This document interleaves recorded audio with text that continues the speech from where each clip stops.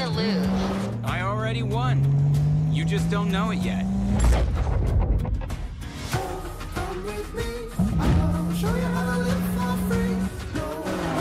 First to the airfield wins.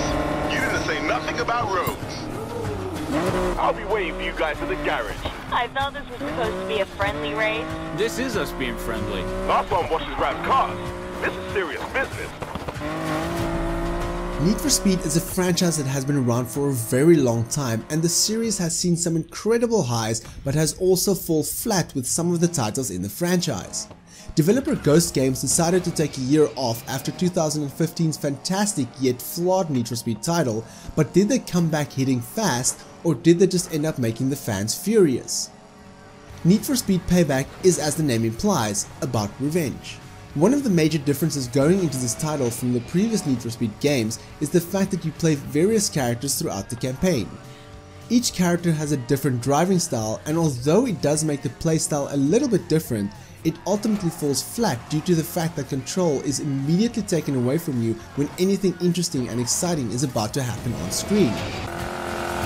We are cleared for takeoff.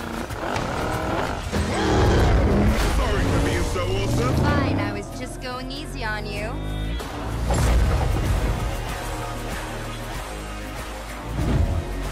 During the build-up of this game, I was particularly excited at the possibility of taking control of an action scene, but ultimately all of those are just cutscenes. The crew quickly gets double-crossed during the beginning of the game, and thus you have to build yourself back up again, taking revenge on those who betrayed you, but also going up against a criminal organization known as the House. It is a very flashy and predictable campaign, lasting around 7 hours with a variety of gameplay switched up between Tyler, Mac and Jess. Each character is good with particular vehicles, and certain vehicles are required in order to complete specific quests. At times I did feel a bit disconnected from the story, as it didn't focus on one particular character, but the story isn't something too memorable either. Need for Speed Payback is visually impressive for an arcade racer, however it feels almost as if they took a step back from 2015's iteration, as some of the effects and cars does look slightly downgraded even on the PS4 Pro.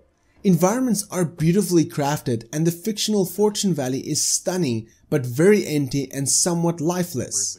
The sound design though is outstanding, from the roar of the engines to the tires screeching around the corners. Need for Speed games in general never really had trouble in the sound department, whether it be the audio effects or the soundtracks. However, the voice acting did feel a bit dull throughout the campaign. As with any racing game, the gameplay is where the heart of this game lies. There are plenty of activities to discover in Payback's story, from the typical point A to point B racers, drifting, timed courier missions, not to mention the collectibles and other challenges outside of the campaign.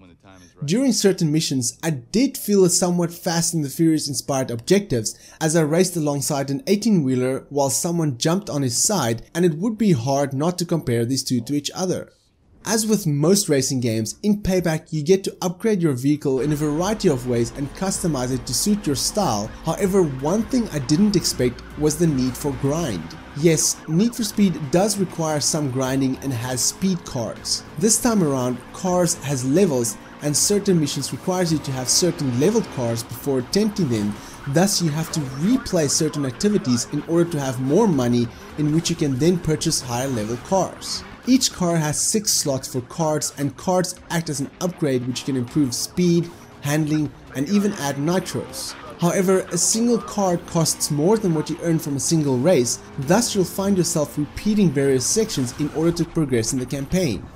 You're not even sure what you'll get when purchasing a card, thus you may have to purchase multiple ones just to find that particular upgrade you're looking for. Need for Speed Payback is a fun arcade racing game, but with a variety of other racing games out there, especially with the likes of Forza and GT Sport, it's just not fast enough to stay ahead in the race. Adding RPG-like elements to the racing game really brought down the experience for me. Usually I rate games at a buy now, wait for sale, look in the bargain bin, or rather avoid rating, and I would say that Need for Speed Payback is definitely worth buying when you wait for a sale.